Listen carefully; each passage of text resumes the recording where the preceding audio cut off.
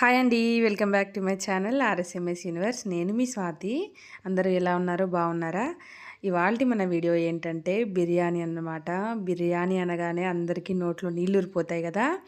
ఇవాళ నేను చేయబోయే రెసిపీ ఏంటంటే మన ఇంట్లో ఉన్న ఇంగ్రీడియంట్స్తోనే ఎలాంటి ఆర్టిఫిషియల్ కలర్స్ యూజ్ చేయకుండా చాలా టేస్టీగా ఎలా చేసుకోవాలో, సింపుల్గా ఎలా చేసుకోవాలో మీకు చూపిస్తాను, చూసేయండి. సేమ్ ఇదే ప్రాసెస్లో మీరు కూడా చేసేసుకున్నారంటే అసలు బయట తినాల్సిన అవసరమే లేదు. ఒక్కసారి ఇలా ట్రై చేసి చూడండి, ఓకేనా? ఎక్కడ స్కిప్ చేయొద్దు. అండ్ వీడియో కొత్తగా చూస్తున్నట్టయితే లైక్ చేయండి, షేర్ చేయండి అండ్ కామెంట్ కూడా చేయండి మీకు కూడా ఎలా వచ్చిందో. ఎందుకంటే చాలామంది బిర్యానీ లవర్స్ ఉంటారు కదా. దీనికోసం ముందుగా నేను ఒక 3 గ్లాసెస్ బాస్మతి రైస్ని ఒక హాఫ్ అన్ అవర్ వరకు నానబెట్టి పక్కన పెట్టేసుకున్నాను. 1 కేజీ వరకు చికెన్ తీసుకున్నాను. లెగ్ పీసులు అయితే బాగుంటాయని చెప్పి లెగ్ పీసులు తీసుకున్నాను. కేజీ కంటే కొంచెం ఎక్కువే ఉంటుంది. దీంట్లోకి ఒక 2 స్పూన్స్ వరకు కారం తీసుకున్నాను. ఎక్కువ కారం వేయట్లేదు నేను. అండ్ ఒక స్పూన్ సాల్ట్ తీసుకున్నాను. తర్వాత సరిపోకపోతే మళ్ళీ వేసుకోవచ్చు అన్నమాట. అండ్ కొద్దిగా ఆయిల్ కలపడం కోసము. అండ్ ఒక స్పూన్ వరకు పసుపు, ఒక పావు టీ స్పూన్ గరం మసాలా, ఒక స్పూన్ ఏమో ధనియాల పౌడరు, ఒక పెద్ద స్పూను అల్లం వెల్లుల్లి పేస్ట్ అండ్ ఒక చిన్న కప్పు వరకు పెరుగు వేస్తున్నాను. అండ్ దీంట్లోకి కొద్దిగా కొత్తిమీరాకు అండ్ పుదీనా అండ్ నిమ్మరసం అన్నమాట. ఒక స్పూన్ వరకు నిమ్మరసం తీసుకున్నాను, బాగుంటుంది టేస్ట్. చూసారా? ఈ విధంగా మొత్తం ఒకసారి మంచిగా ముక్కకి ఆ మసాలాలు, కారం, ఉప్పు అంతా పట్టేలాగా మంచిగా ఒకసారి మొత్తం మిక్స్ చేసేసుకోవాలి. నేను చూపిస్తాను ఏ రకంగా అనేది. మొత్తం గట్టిగా ప్రెస్ చేస్తూ మంచిగా కలిపేసుకోవాలి. కలిపేసుకొని దీన్ని ఒక 1 అవర్ వరకు ఫ్రిడ్జ్లో పెట్టాలన్నమాట. 1 అవర్ కన్నా ఇంకెక్కువ ఉన్నా కూడా పర్లేదు. ఉప్పు కారం ముక్కకి మంచిగా పట్టాలి, అప్పుడే టేస్ట్ కూడా బాగుంటుంది. తర్వాత మీకు ఉప్పు కారం సరిపోలండి కొద్దిగా వేసుకోండి. నేను పిల్లల కోసమని కొంచెం తక్కువగానే వేశాను. ఇలా మొత్తం మంచిగా పట్టేలాగా మసాజ్ చేసేసి దీన్ని ఫ్రిడ్జ్లో పెట్టేసుకొని మంచిగా ముక్కకి మసాలా పట్టేలాగా ఎక్కువసేపు ఉంచుకోవాలన్నమాట. లేదు టైం లేదనుకునే వాళ్ళు ఒక 1 అవర్ సేపు పెట్టండి, సరిపోతుంది. అండ్ ఇప్పుడు మనం మసాలా ప్రిపేర్ చేసుకుందాము. దీనికోసం 2 పెద్ద సైజు ఆనియన్స్, ఒక 3-4 లవంగాలు, 3 యాలకులు, ఒక అనాస పువ్వు, చిన్న దాల్చిన చెక్క ముక్క, ఒక మరాఠీ మొగ్గ వేశాను. దాన్ని మిక్సీ పట్టి పక్కన పెట్టేస్తాను. ఇప్పుడు బగారా రైస్ కోసమని ఈ చూపిస్తున్న మసాలాలన్నీ వేసేసి ఈ వాటర్ని మనము మంచిగా బాయిల్ చేసుకోవాలి. సాల్ట్ కూడా కొంచెం ఉప్పగా ఉండాలన్నమాట బిర్యానీ రైస్కి ఎప్పుడైనా కూడా.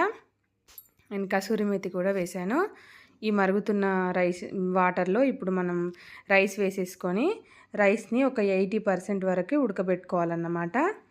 ఎక్కువ క్వాంటిటీలో వాటర్ తీసుకోండి, ఎందుకంటే రైస్ ఉడికేసరికి మనకి ముద్దలా కాకుండా ఉండడానికి ఎక్కువ వాటర్ ఉంటే ముద్దలా కాకుండా ఉంటుంది.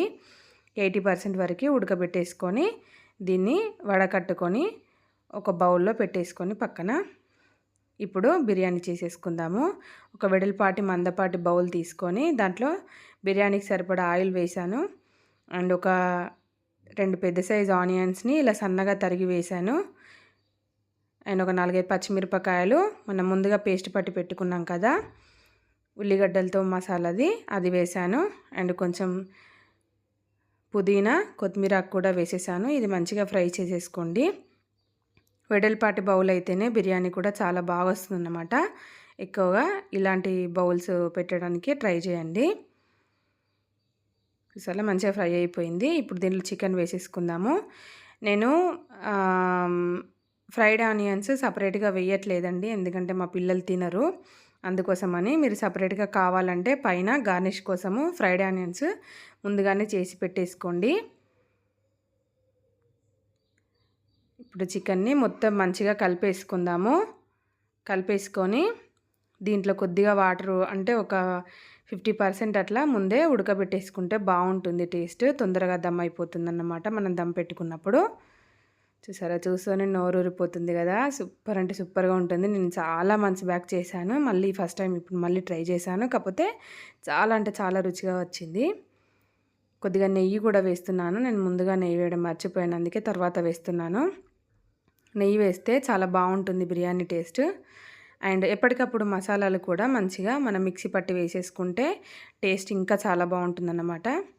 చూసారా? మంచిగా ఆయిల్ మొత్తం పైకి తేలి చికెన్ కూడా హాఫ్ వరకు ఉడికిపోయిందన్నమాట. ఇప్పుడు దీన్ని మనం ఏం చేస్తామంటే నేనైతే ఒక హాఫ్ వరకు చికెన్ని తీసేస్తాను, దీంట్లో నుంచి తీసి ఒక బౌల్లో ఈ సూప్ అండ్ కొంచెం చికెన్ని తీస్తాను, మళ్ళీ ఒక లేయర్ కోటింగ్ వేసుకోవడానికి. అలా టేస్ట్ ఇంకా బాగుంటుంది, రైస్తో చికెన్ కలిసిపోతుంది కాబట్టి. ఇప్పుడు నేను 80% ఉడకబెట్టుకున్న రైస్ని ఒక సగం వరకు ఒక లేయర్ లాగా వేస్తున్నాను.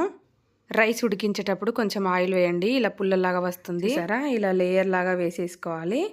దీనిపైన మళ్ళీ చికెన్ని వేసేయాలి, మళ్ళీ చికెన్ని వేసేసి మళ్ళీ ఒక లేయర్ లాగా మళ్ళీ రైస్ని పెట్టేస్తే సరిపోతుందన్నమాట. ఇలా మొత్తం అడుగునే చికెన్ ఉంచి పైన రైస్ వేయడం కన్నా ఇలా చేసుకుంటే టేస్ట్ ఇంకా అంటే ఇంకా చాలా బాగుంటుంది. ఇది ఒక చిన్న టిప్ అన్నమాట. చాలామంది చికెన్ మొత్తం అడుగులో ఉంటుంది, పైన రైస్ వేసేసి దమ్ పెట్టేస్తారు. అలా కాకుండా ఇలా ఒకసారి ట్రై చేయండి. ఆ సూప్ అనేది మొత్తం రైస్కి పడుతుంది, చాలా అంటే చాలా బాగుంటుంది టేస్ట్. ఇలా మొత్తము ఒక లేయర్స్ లాగా వేసి మంచిగా స్ప్రెడ్ చేసి పెట్టేసుకోవాలి. ఇప్పుడు దీంట్లోకి నేను బౌల్లో చికెన్ తీసుకున్నాను కదా, దాంట్లో కొన్ని వాటర్ వేసి ఆ వాటర్ని దీంట్లో వేసేస్తున్నాను. అండ్ కొంచెము మనం రైస్ ఉడికించుకున్న వాటర్ కూడా ఉంటుంది కదా, ఆ వాటర్ కూడా దీంట్లో వేసేసుకోవచ్చు.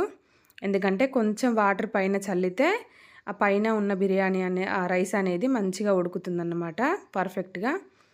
అండ్ పైనుంచి కొద్దిగా మళ్ళీ పుదీనా అండ్ కొత్తిమీరాకు వేసాను, కొంచెము నెయ్యి వేస్తున్నాను పైనుంచి. చూసేయండి. ఇప్పుడు దీన్ని ఒక 20 minutes అలా దమ్ పెట్టుకుంటే సరిపోతుంది. చూసారా, నేను మీకు క్యాప్ పెట్టేటప్పుడు చూపించలేదు, కాకపోతే ఆల్మోస్ట్ రెడీ అయిపోయిన తర్వాత చూపిస్తున్నాను. ఎంత పుల్లల్లాగా వచ్చింది రైస్, చూసారా, మొత్తం ఎక్కడక్కడ రైస్ విడిపోతుంది, అంత బాగా వచ్చిందన్నమాట.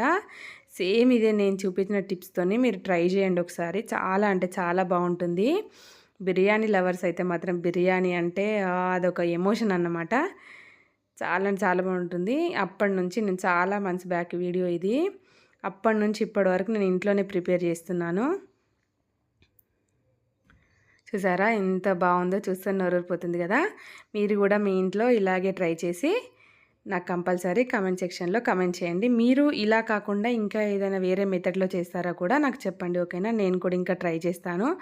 వేరే ఇంకేమైనా చికెన్ రెసిపీస్ అవి కావాలంటే నా కమెంట్ సెక్షన్లో కమెంట్ చేయండి, నేను ట్రై చేసి వీడియోస్ పెడుతూ ఉంటాను, ఓకేనా. చూసారా ఎంత బాగా మొత్తం పర్ఫెక్ట్గా ఉడికిపోయింది, చికెన్ కూడా పూర్తిగా ఉడికిపోయిందన్నమాట. చూస్తూనే తెలుస్తుంది కదా. Thank you so much for watching.